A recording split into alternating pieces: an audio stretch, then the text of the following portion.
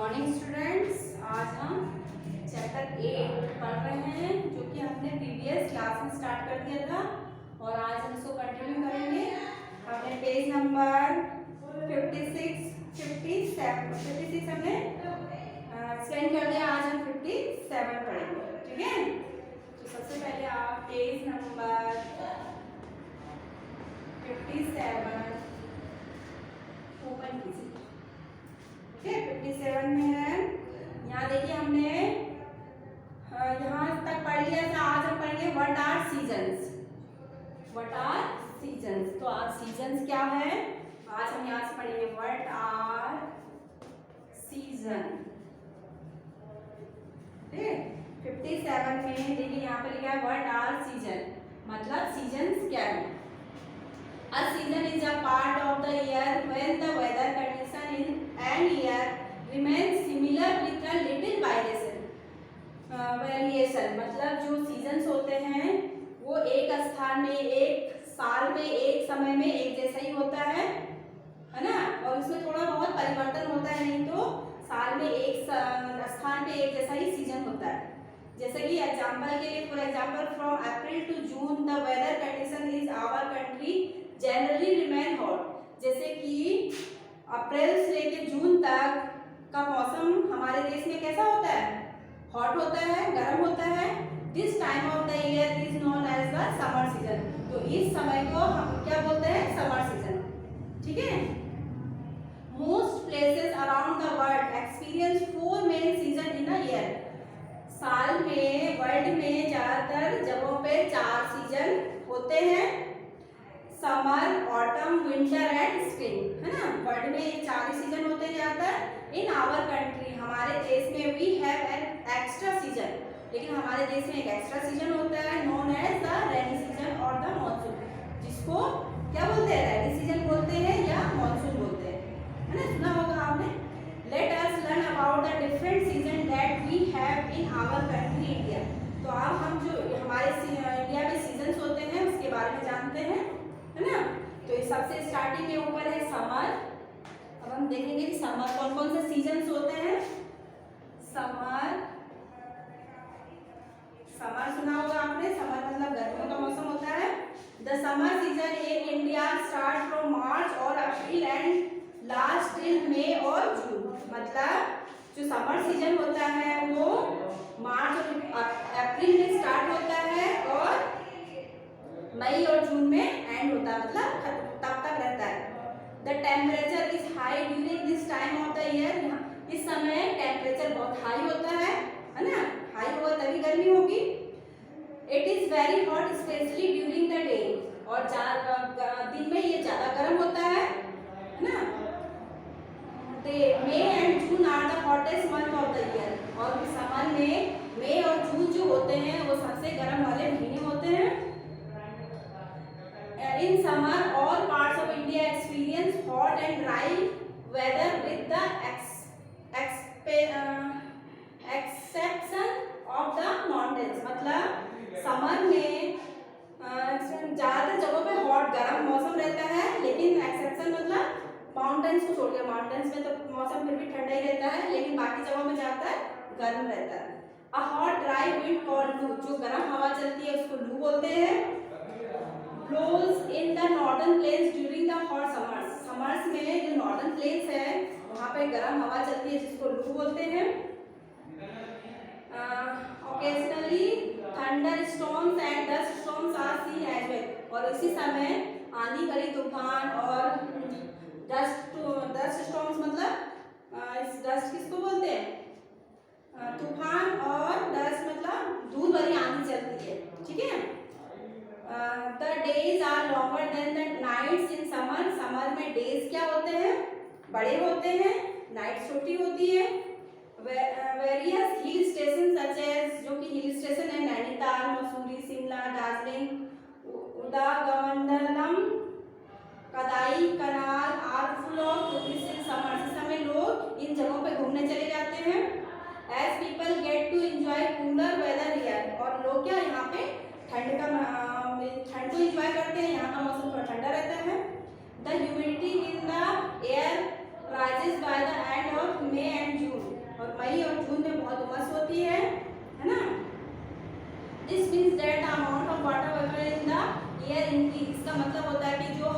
में पानी की मात्रा बढ़ जाती है, जिससे कि हमें क्या होती है, उमस होती है। Indicating that the rainy season is coming, और इससे पता चलता है कि रेनी सीजन आने वाला है ना, बारिश आने वाली है। जब उमस ज़्यादा होती है तो क्या होती है, तब बारिश आ जाती है। नेक्स्ट है मॉनसून और रेनी सीजन। नेक्स्ट क्या है, मॉनसून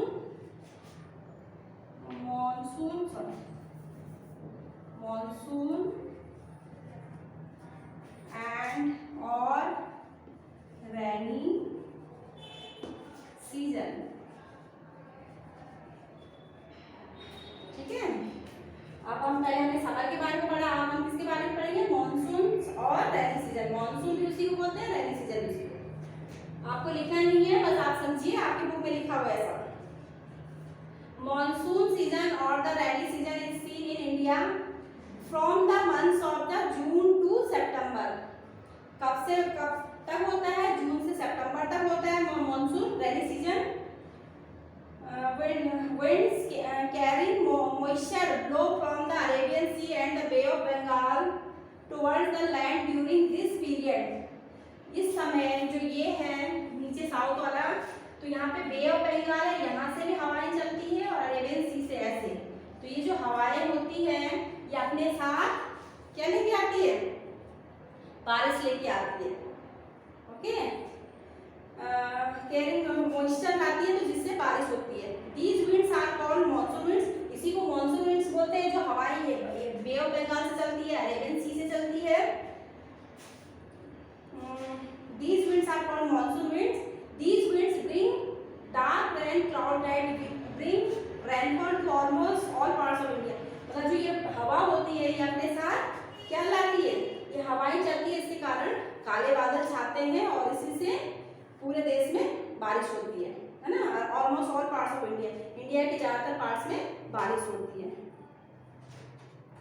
नेक्स्ट है rainfall is not equal in all parts. जो रेनफॉल होती है, बारिश होती है, इंडिया की सभी जगह एक जैसी बारिश नहीं होती है। It varies from one place to another. ये क्या करती है, अलग अलग होती है। एक जगह में कहीं ज़्यादा बारिश होती है, कहीं कम बारिश होती है। There are parts of Rajasthan that hardly receive any rainfall. जो राजस्थान वाला पार्ट है वहाँ पर बहुत ही कम बारिश होती है। Then there are parts of Meghalaya that are wet for almost the entire year. और ये जो जगह है मेघालय में, वहाँ साल भर कैसा रहता है, वेट रहता है, नमी रहती है। Mawsynram in Meghalaya receive the highest average rainfall in India. ये एक जगह है मेघालय में जिसका नाम है मौसिनराम। वो क्या है, वहाँ सबसे ज्यादा बारिश होती है। ठीक है, highest average rainfall. It is almost amongst the wettest place in the world में यहाँ सबसे ज्यादा बारिश भी होती है। यहाँ का मौसम हमेशा कैसा रहता है, ठंडा रहता है या नमी वाला रहता है। यहाँ हमेशा नमी, बारिश होती रहती है तो वहाँ गीला ही रहता है। It also rains heavily in the hills, coastal and north eastern regions.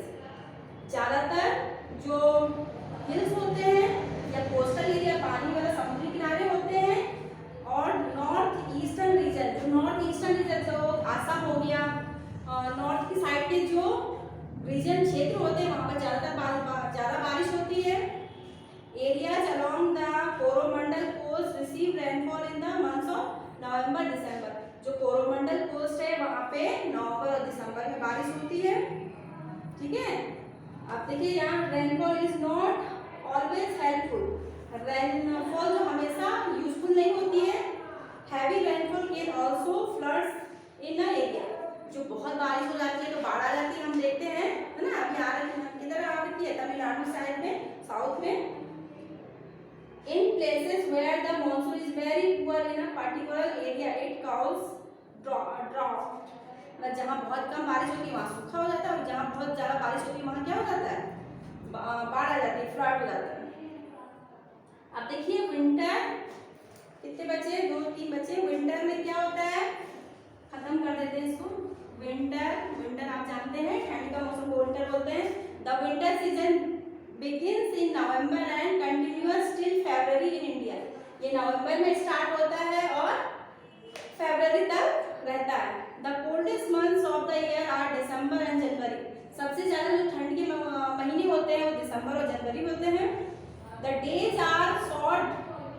छोटे हो जाते हैं इसमें, while the nights are longer, और नाइट्स क्या हो जाती है, लंबी हो जाती है। It is cold throughout India during these months, India में इन मंथ्स में सभी जगह क्या होती है, ठंडा रहता है। The northern mountains and the northern plains are cold, but the coastal plains have pleasant weather at this time. इस समय नॉर्दर्न जो प्लेन्स है और नॉर्दर्न माउंटेन्स मतलब ऊपर वाले जगह जो क्षेत्र है वहाँ पे ठंड होती है, और जो कोस्टल एरिया है, कोस्टल एरिया मतलब हमने बताया ना जो ये समुद्री किनारे हैं, इन एरिया में यहाँ का मौसम बहुत खुशनुमा होता है। द डेजर्ट है प्लीजेंट डेज, और जो डेजर्ट वाले एरिया होते हैं, डेजर्ट मतलब रेगिस्तान वाले, वहाँ भी इस समय मौसम अच्छा होता है। बट कोल्ड नाइट, पर लेकिन रात को ठंड होती है। Southern India has cool and pleasant winter, और साउथ वाला जो एरिया है उस समय भी वहाँ का मौसम भी अच्छा होता है, सुहाना होता है और ठंडा होता है। There are western disturbance during this months that cause rainfall in the plains, मतलब जो वेस्टर्न डिस्टर्बेंस पूरी हवाएं जो होती है उससे क्या होता है, हैवी रेनफॉल होती है यहाँ पे in the plains and snowfall in the mountain, और जो माउंटेन्स होती है वहाँ पे क्या होता है, स्नोफॉल मतलब बर्फ गिरती है।